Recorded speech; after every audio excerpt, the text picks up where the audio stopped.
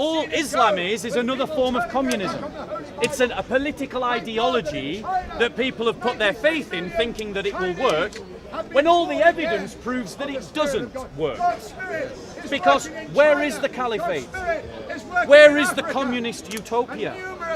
It doesn't exist. So how would you change it? How would I change it? By offering something better, which is the Christian faith.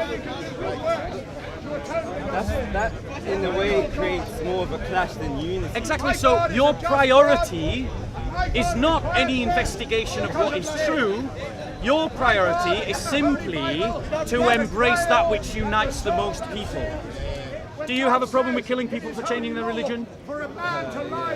So you got a problem with Islam. Do you have a problem with saying that it's okay to have slaves? I'd rather not answer a loaded question. Of course they're loaded questions, but our society has been indoctrinated not to ask the important questions because truth isn't important.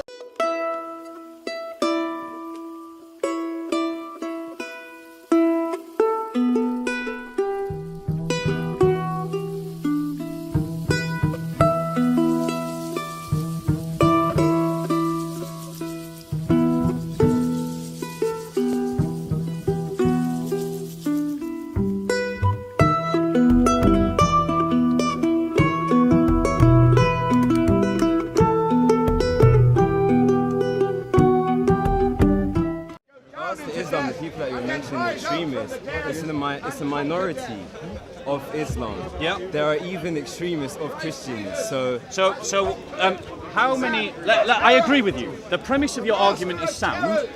And what are you making by that?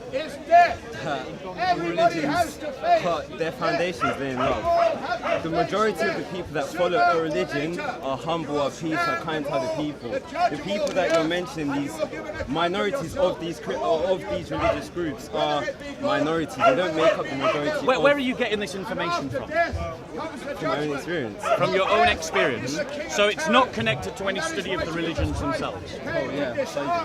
So it is or it isn't? Okay, so you know with certainty through your study of the religions that they all teach the same foundation of love. They may not teach it in the same way, as in they may, for instance, there's different characters, you want to call them, different morals of the stories, but they all try to spread love in some way or form. Right, hold on 1 second. There's a number of problems with what you're saying. And I would hesitate to guess. What's your name, brother? Peter? Bob? I would hesitate to guess that actually you aren't arguing from any empirical study at all. That you are arguing from a political narrative that you have received, that has been given to you by public education, that you've received from the media, from school. Yeah. And from my own experience in religion. Right. I've actually framed away from the media what they try to tell us about the religions. Okay, so you got it from school, you got it from your personal experience. I got away from that. I find a great deal of correspondence between what you're saying and the messages that I receive from the media, and I don't think that's accidental. I don't think that's accidental. So I would argue to you that you're more influenced than you realise. Now, let's just deal with human experience vis-a-vis the authorities of the religions. I agree with you that there are many, the vast majority of Muslims that you encounter in the world are good people. And the vast majority of Christians in the world are good people. And the vast majority of Jews you'll meet in the world are good people.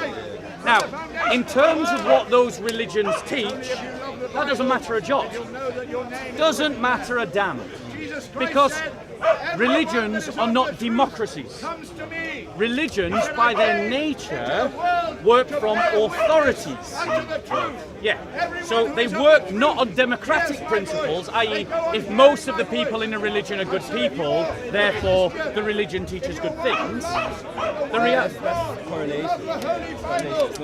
Well, no. So what we need to do is we need to look at the realities of what is taught in the religious texts. Agreed? Okay, but agreed? if you're saying that the majority are good people, like the majority of Jews are good people, etc., then from their behaviours and from their actions, you can get a good idea of what their book, their holy book is teaching, regardless of whether they're Jew, Hindu. But if you're going to make that kind of argument, then what you need to do is you need to look at the history and the fullness around the globe. Because as Christians, we don't need to receive any lectures from liberal society about what it means to live under Islamic State. Because we have lived under Islamic State. We lived under it in the Iberian Peninsula. We lived under it in Eastern Europe. We lived under it in the Middle East and in North Africa, and we still do. And what it has meant for us as Christians, our history, separate from any kind of political propaganda that you might receive elsewhere, or any kind of propaganda that you might receive from a Muslim here at the corner, is what it has meant for us is subjugation, humiliation and persecution. Now, by Muslims, yes, in an Islamic state. Right, this quid pro quo argument doesn't stand up, because what you need to do is measure the faith by what the books teach. What the books teach. How are you going to put that on a tangible measure? You can't measure. How can you measure? It's something that it's not possible. So you can't measure what these books teach. You can't put them along the same line in that sense. Are you sure? Are you sure? What does Christ teach? Come on, you studied all religions. You know they all teach fundamentally the same thing. So what does Christ teach? I'm not going to lie, I'm a little bit high right now, so it's hard for me to... Okay. Brother, I would suggest to you that you have been fed a lie and you are believing a lie. Tell me then. What did Christ the different religions teach different things. Okay? Try to give me a snippet. So I'm going to try and give you a snippet. Yeah. Christ fundamentally taught a value system, an ethic of love. Right? So what does that mean? It means that as an individual, I love the Lord my God with all my heart, mind, soul and strength.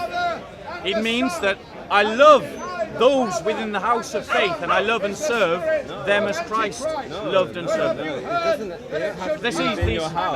No. My religion is not defined by your liberal propaganda. And what the state has taught you... I'm telling you, I've read it in the Bible, look, that it doesn't teach, Jesus doesn't teach Christians to only love Christians. If they're not Christians, if the sheep aren't part of your flock, then you still love them and treat them as your own. But if you had not interrupted me, you would have heard my next statement, which is that you should also love your neighbour as you love yourself, and that you should love your enemies, and that you should love your mother and father.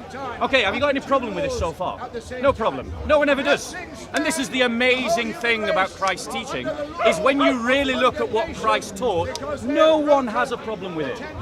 Okay, and how do we express that? We express that individually towards God and outwardly towards other people and towards our brothers and sisters, and collectively we do the same. We express it towards God and then we express it outwardly towards other people.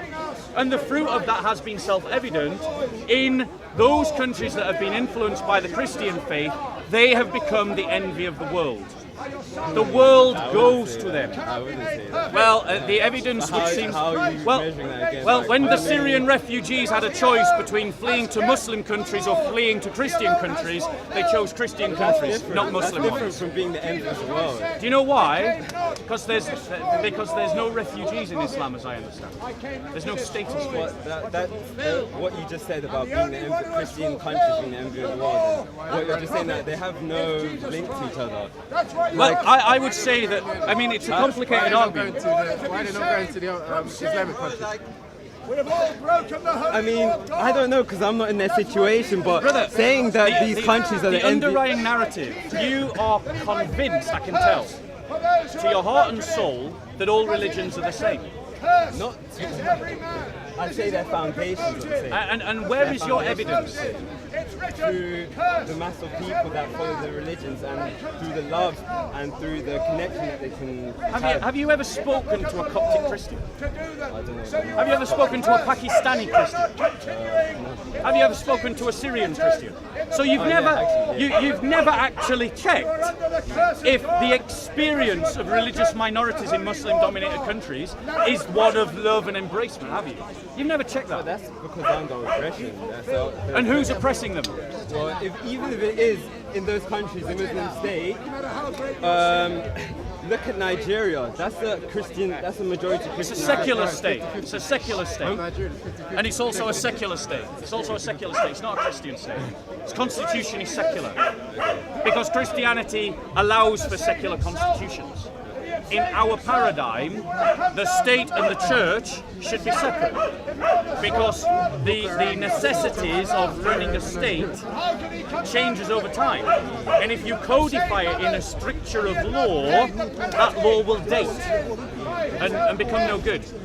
I am telling you that you have been fed a lie and are believing a lie because you want to hope the best of all people, and that's a worthy sentiment. I'm not attacking the sentiment. I've made friends who are Muslims. I've dated Muslims.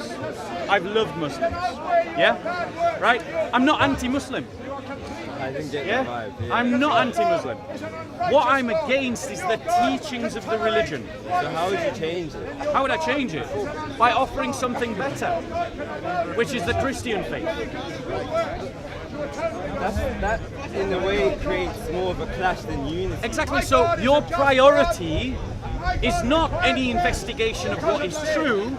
Your priority is simply to embrace that which unites the most people.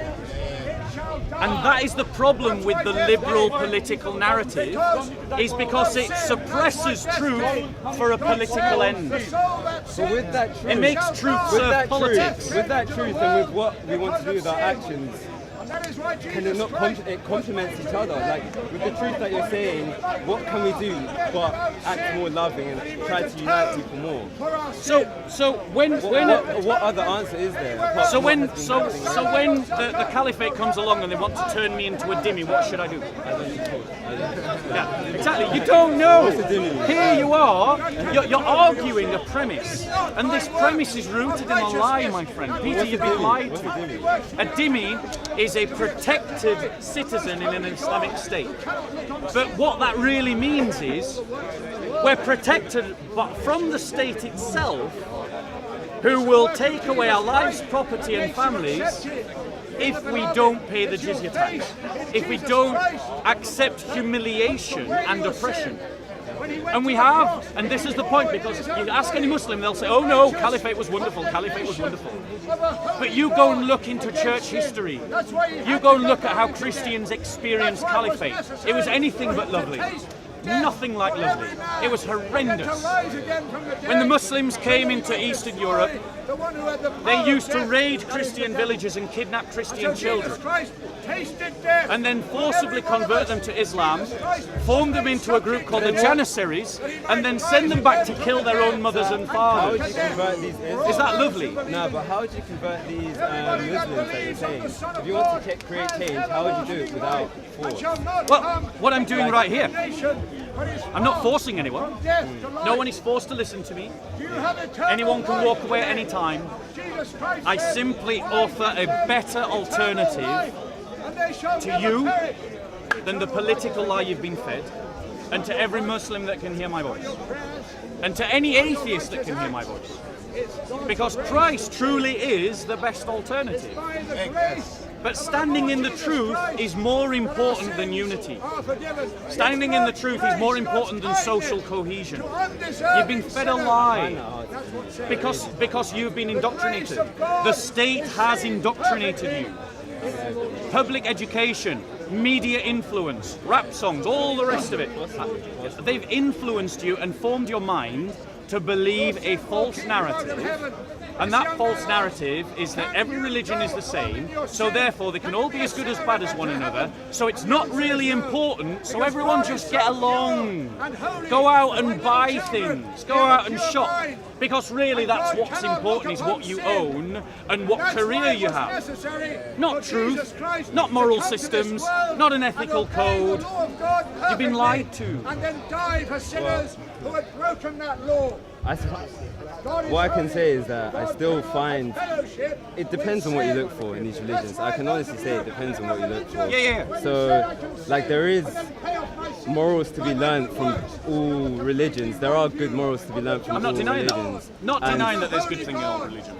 So, I'm just saying that just because there are good things in all religions doesn't make all religions good. You see, that doesn't follow. Just because other religions may agree with the Christian faith about certain points, like not killing your children, doesn't mean that everything else they teach is also good. Because Islam teaches a lot of things that I can recognize as being good. Humility, self-discipline, standing up for your community. All of these things we have in the Christian faith. Prayer, giving to charity. All of these things we have in the Christian faith. I don't need Islam for that. Christianity teaches it. But here's what Christianity teaches that Islam doesn't. It says to slaves that if you can, get your freedom. There's nothing like that in Islam. It says that the moment you become a Christian, that the thing that should mark your life is love. You don't find that in Islam. In Islam, it's about this perfect system of laws called Sharia that will miraculously solve all our problems, even though Muslims can't make it work in their own countries and that there is no Islamic State anywhere in the world. So the whole project of Muhammad has failed already, but the Christian project is still going strong. The pursuit of justice, the pursuit of love, the pursuit of virtue. Do you know why? Because they're not socio-politically contingent things. They're fundamental metaphysical truths that we find in the nature around us and within ourselves. So we cultivate virtue that makes the better man, and that better man will then make a better society. All Islam is another form of communism. It's a political ideology that people have put their faith in, thinking that it will work, when all the evidence proves that it doesn't work. Because where is the caliphate? Where is the communist utopia? It doesn't exist. You know? But here's what Christ says. He says love. And then love a bit more. And then love until it hurts. And then love some more. Now I am yet to meet the person that has a problem with that. But I have a problem with a system of laws that would make me into a second-class citizen. I have a problem that would justify the reintroduction of slavery. I have a problem with a system of laws that would do things like kill people for changing their religion. I have a problem with that. Do you have a problem with killing people for changing their religion? So you got a problem with Islam. Do you have a problem with saying that it's okay to have slaves? I'd rather not answer a loaded question. Of course they're loaded questions, but our society has been indoctrinated not to ask the important questions because truth isn't important. I'll leave it here, but thank you. All right, you look after yourself. Brother, have you got a Bible? Yeah, I've got one. Yeah. All right, pick it up and read it, man. Start with the Gospel of Luke. Yeah, if you've got any questions, come back and talk to us. You can follow us on Twitter and send me a private message. You can drop a message to Soco Films on YouTube. We'll respond. Okay. If you want to meet again away from the park, I'm happy to do so. Yeah, do you want to? I'll think about it. All right. You know where we are. Yeah, thank You look after yourself. Thank you a lot. Yeah, pick up that Bible. Have a read of it.